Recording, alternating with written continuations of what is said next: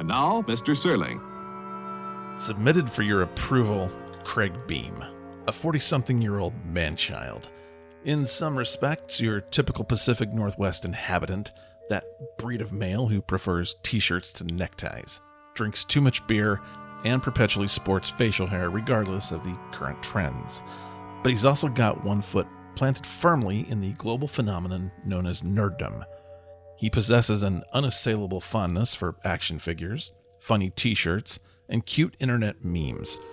And somewhere in the gray, misty region between those two disparate aspects of his personality, he possesses a single-minded and passionate preoccupation. He's obsessed with, of all things, the Twilight Zone. And much to the chagrin of his long-suffering family, he can't shut up about it. And starting this fall, he's going to make you suffer too. Is it a podcast or a cheesy morning radio show? Or some ungodly hybrid of the two? Find out for yourself on September 1st, 2016, when Between Light and Shadow, a Twilight Zone podcast, officially thrusts its awkward and ungainly self upon the world. You'll find it in all the usual podcast places, whether you want to or not. God help us all. Hey, now there's a novel idea. A Twilight Zone podcast. That's never been done before. Right?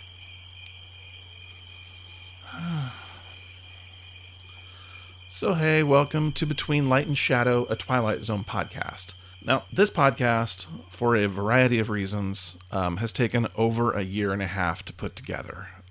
We actually were originally set to premiere on October 2nd of last year. A lot of things happened. A lot of things went awry.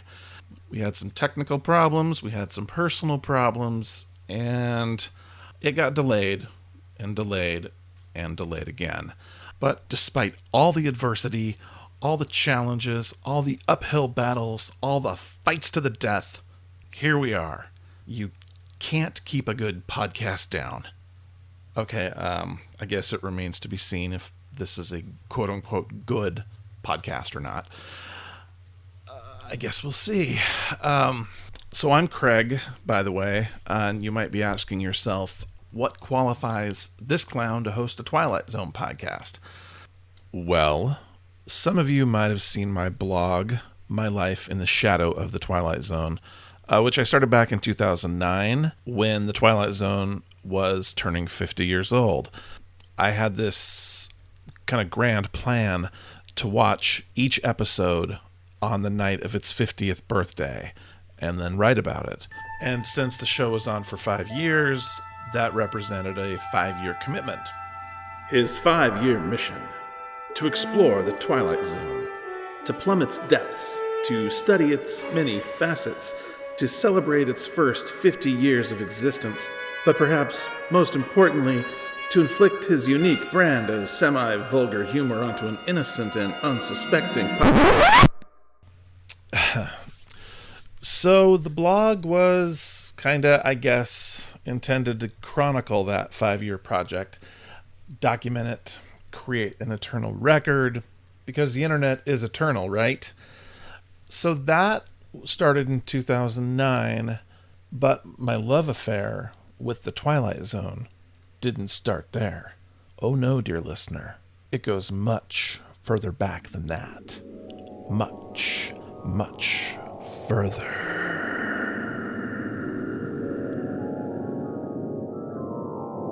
In the fall of 1983, I was 13 years old and I was just starting the 8th grade. Now, I was your typical 70s kid, which means I was completely and utterly obsessed with Star Wars. I lived it. I breathed it. I dreamed about it. It really was my life as a kid, just like some of you, I bet. But it was also the gateway drug that led me to science fiction and fantasy television. Battlestar Galactica, Buck Rogers in the 25th Century, The Incredible Hulk, The Greatest American Hero. I loved them all. But by the fall of '83, they were all off the air. And also, Star Wars was kind of going away. Return of the Jedi had come out earlier that year, and we didn't know at the time that there would be a lot more Star Wars in the future. So things kind of sucked in the fall of 1983. Plus, it's hard being 13. You're still a kid for all intents and purposes, but you're also a teenager, so you're kind of stuck in this weird, awkward biological limbo. In front of me was a steep cliff over a raging sea of hormones and social anxiety, and the things I loved as a kid were no longer there to comfort me. So you might say I was a bit lost, bereft. You can cue up any song by the Smiths for context. They're pretty much all about adolescent angst. Now, one thing that kept me afloat during these trying times was the collected works of Stephen King.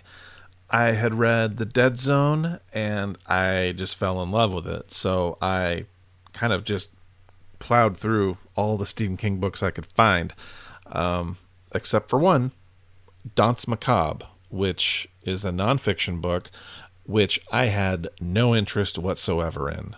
I was reading enough nonfiction in school, thank you very much, so I wasn't going to go near it. But then I finished all the other Stephen King books, and suddenly I was a bit lost, bereft. You can cue up any song. Well, anyways, it wasn't long before I caved and read Danse Macabre. And hey, what do you know? It didn't suck. I actually liked it quite a bit. I especially liked this one section called The Glass Teat, which had a really nice write-up on the Twilight Zone.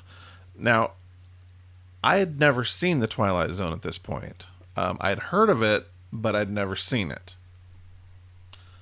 Now, my personal glass teat was a tiny 10-inch black and white TV in my room with a big chunky dial on the side to change the channel. Yeah, kids, that's right. We had to change the channel with our hands. We didn't have any fancy remote controls. If you wanted to change the channel, you had to get up off your ass, walk across the room, and physically turn the dial.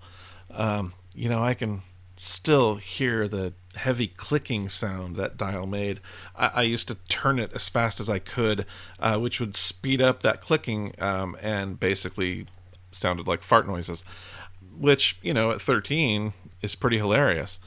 It's actually kind of still hilarious, if I'm being honest, but it also had antenna sticking out the top of it, because back then TV channels traveled through the air like radio waves, and mine had a big piece of tinfoil wrapped around it because that was supposed to improve reception. I don't know if that actually worked or not, but yeah, we didn't have cable or satellite back then. In fact, my parents didn't get cable until my sisters and I had left home. So, Mom and Dad, if you're listening, yeah, still bitter. Now, at that time, my Sunday evening routine looked like this.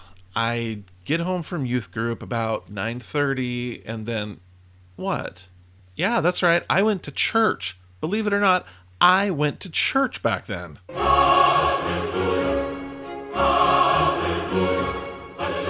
Yeah, I didn't formally denounce all organized religion until I was well into my 20s, but in 1983, I was still blissfully unaware of the brainwashing that I'd undergone. I might have just alienated a few listeners out there. If I did, sorry. Not really sorry. Okay, so yeah, I'd get home from youth group about 9:30. Then I'd watch TV until I fell asleep. Yeah, I know that's pretty lame, but I was 13 and the internet wasn't a thing yet, so what else was there to do? Now, October 22nd, 1983 was one of those Saturday nights. It was just about 10 o'clock, and I was flipping that chunky dial, which isn't code for anything, I swear. And I stopped on channel 49. KPDX 49. It was a new UHF channel that had just started a few weeks earlier. Oh, what's UHF, you ask? Well, see, kids, before cable, there were basically two types of TV channels, VHF and UHF.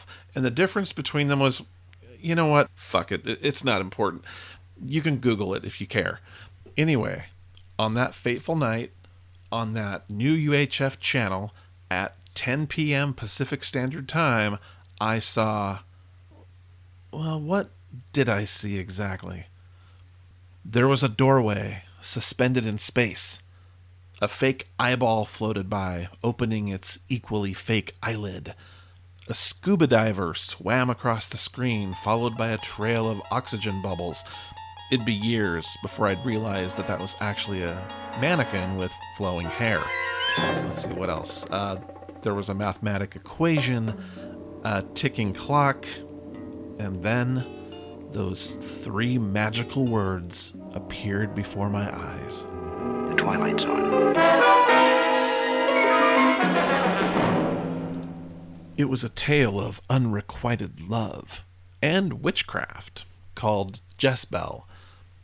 It was good. Maybe not great, but it was good. There was another episode on after it, so I kept watching, and this was another tale of unrequited love and witchcraft called The Chaser. Neither of these episodes blew me away exactly, but, I was entertained. I was interested enough to want more. So I came back the next Saturday night and saw He's Alive and Escape Clause. Then the week after, Death Ship and the 16mm Shrine. And by that point, I was 100% on board with it. I was just loving it.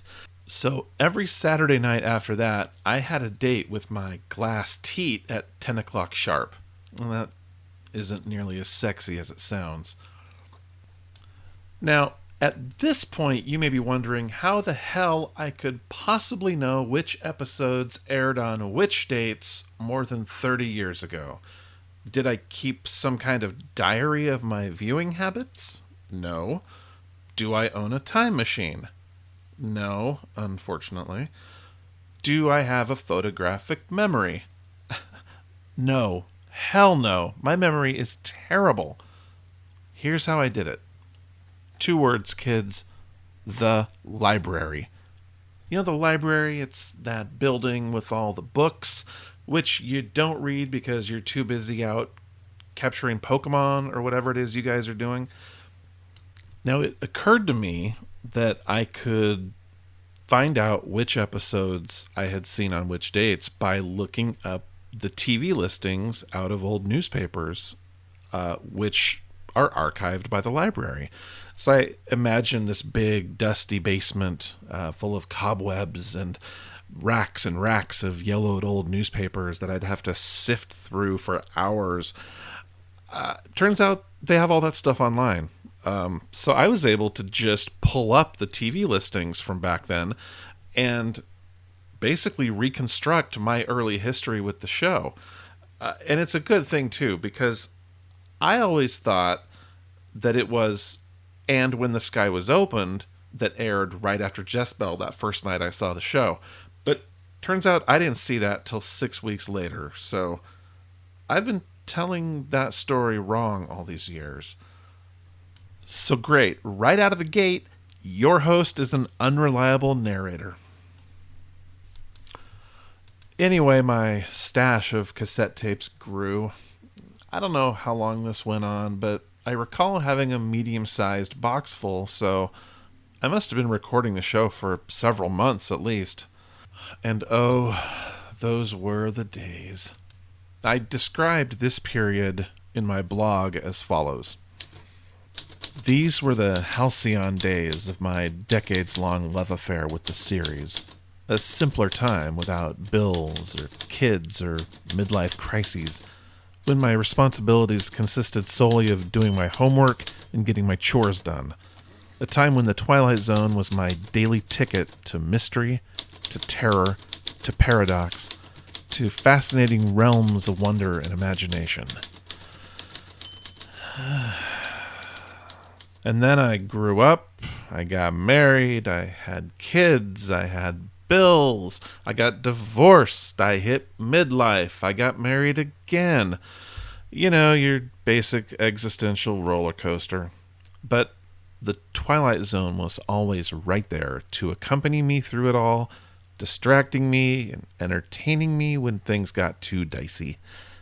And when the show turned 50 in 2009, I started that blog I mentioned earlier. But we'll get to that next week. Or maybe it's the week after. I'm not 100% sure how these first episodes are going to play out yet. Oh, yeah, I should probably briefly explain what we're doing. So the real podcast will start on October 2nd. And that's when we'll get into episode-specific stuff and with all the commentary and the analysis. But for right now, we're just going to release a series of mini episodes to get all the backstories and explanations and introductions out of the way. So each week in September, I'll be talking about a different aspect of my history with the show. And by the end of it, you should have a pretty good idea of who I am, what I'm about, what the Twilight Zone has meant to me, and what you can expect from this podcast. So that's it for now. Hey, thanks for listening. I really do appreciate it. If you want to get a hold of me, you can email me at zonepod@gmail.com. That's zonepod@gmail.com. You can also find us on Facebook. Just do a search for @zonepod and you'll find us. Now, I realize I haven't yet earned likes and shares, but if you're feeling charitable, you know what to do. So I will catch you next week, kids. Until then, play nice.